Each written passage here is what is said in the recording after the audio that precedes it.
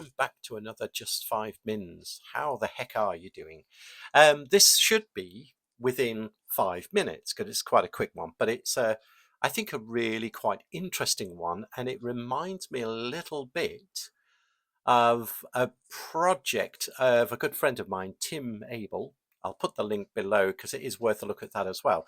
A project called Schema Explorer, which was great, really, or is great, sorry, I should say, to point at a database. There's a few database types.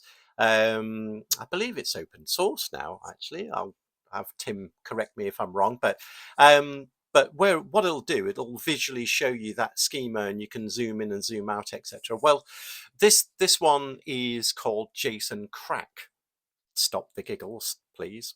But since I actually stumbled across it, there is another editor, another web. Well, I think it's the main website called Herowand, and that has got the same editor, which is JSON.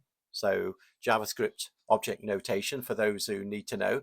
But again, when you're looking at all this sort of JSON data, you know, even in a good editor like Notepad++, VS Code, whatever it might be, sometimes it's still difficult to see all the structures, especially with JSON, where you've got obviously embedded objects, object collections, arrays, things like that. So really what JSON Crack does, it visualizes that JSON, shows you the JSON one side on the left hand side, but visualizes it in like a schema map. Is probably the best way to say it, and you can sort of zoom in, zoom out, and as well you can actually click on each of those nodes. So if there's a node that's like, I don't know, customer orders or something, it can select that out, but it can give you all the pertinent details from that. But interestingly, since I found that site, or stumbled across it in all fairness, I then went to the site and it said, oh, there's another editor. So I think they started with just the JSON data, but Herowand has now got essentially it's the same thing. It's the same thing for JSON, but the great thing is you can also pull up things like XML, okay, or a CSV, which again, in my line of work, it's really useful to visually see that data. And that's the interesting part. Also YAML as well, if you're in the YAML world, and something called TOML, or TOML, okay, which I'll be honest, I've got no idea what that one is, but I'm sure ChatGPT will know, won't it?